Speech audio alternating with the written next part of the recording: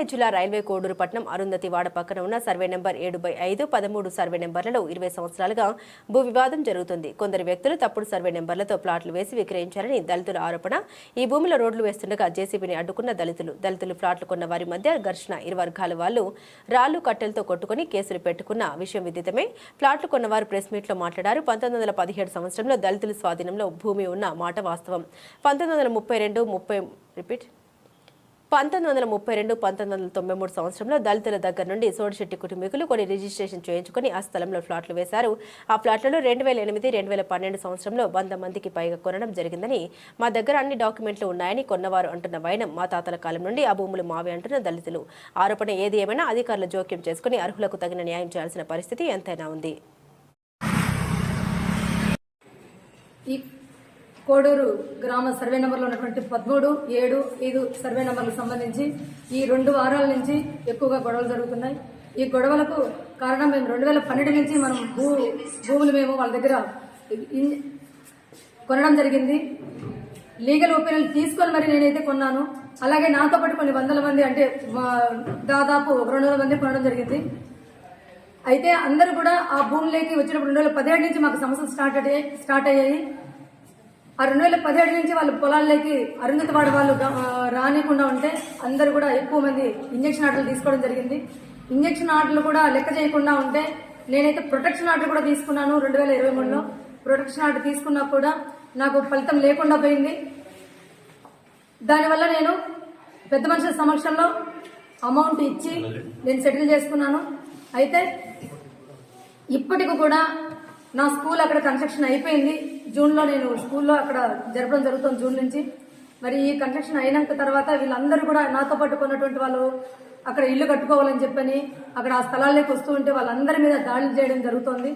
మరి ఎవరైనా ఈ స్థలాల్లోకి వస్తే మిమ్మల్ని వేసేస్తాం, మిమ్మల్ని చంపేస్తాం, లేదా SC/ST అట్రాసిటీ కేసులు పెడతామని చెప్పి బెదిరిస్తున్నారు.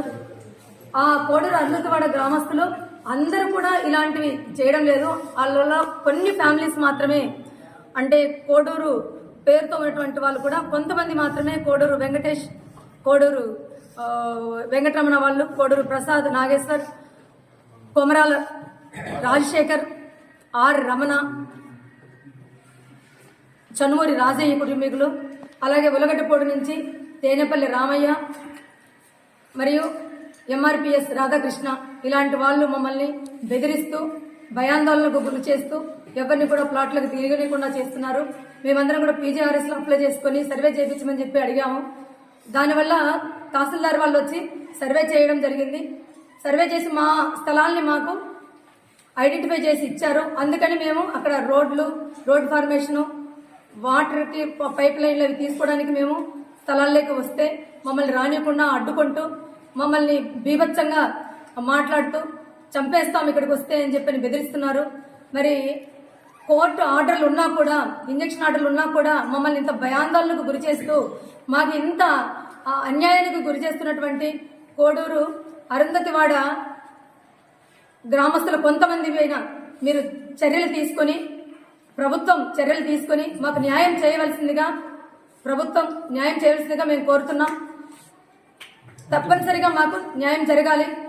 మేము స్థలంలోకి వెళ్ళినప్పుడు కొట్టడం జరిగింది. మీకు అవన్నీ కూడా ఫోటోలతో సహా చూపిస్తాం.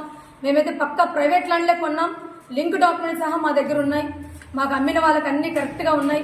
ఇది మేము దయతలచి మీకు విన్నవించుకోవడం ఏదంటే, మాకు ఇక్కడ కోడూరు అరుంధతివాడ గ్రామస్తుల నుంచి మమ్మల్ని కాపాడి, మాకు ప్రాణ భయం కూడా ఉంది. ఎవరైనా రావాలంటే అక్కడికి భయపడుతున్నారు. ఎందుకంటే చాలా మంది దగ్గర చాలా చోట్ల వాడున్నారు చంపేస్తామని. మరి నన్నైతే మరీ ఎక్కువగా మా వాళ్ళు ఇక్కడ ప్లాట్ల వాళ్ళు వచ్చిన వాళ్ళందరి దగ్గర కూడా దాన్ని లేపేస్తే ఇంకా అడ్డం లేదు అనేసి అని అంటున్నారు. ఇప్పుడు నేను ఒక్కదాన్ని వాళ్ళందరినీ నడిపించడం లేదంటే అందరూ వాళ్ళ స్థలాల కోసం కాపాడుకోవడం కోసం వచ్చారు. మరి నాకు కూడా అందులో స్థలాలు స్కూల్ స్థలం కాకుండా ఇంకా కొన్ని స్థలాలు నాకున్నాయి. మీకు వివరంగా కోరితే నేను డాక్యుమెంట్ నెంబర్తో సహా అన్ని డీటెయిల్స్తో నేను మీకు ఇవ్వగలను. మాకు కోర్టు నుంచి మాకు అన్నీ కూడా కరెక్ట్గా మాకున్నాయి. రెవెన్యూ డిపార్ట్మెంట్ నుంచి కూడా కరెక్ట్గా మాకు డాక్యుమెంట్లు అన్నీ కూడా మాకు ఇచ్చారు. దయతలిచి మాకు న్యాయం చేయాలి. న్యాయం కోసం మేమందరం ఇక్కడికి వచ్చాం.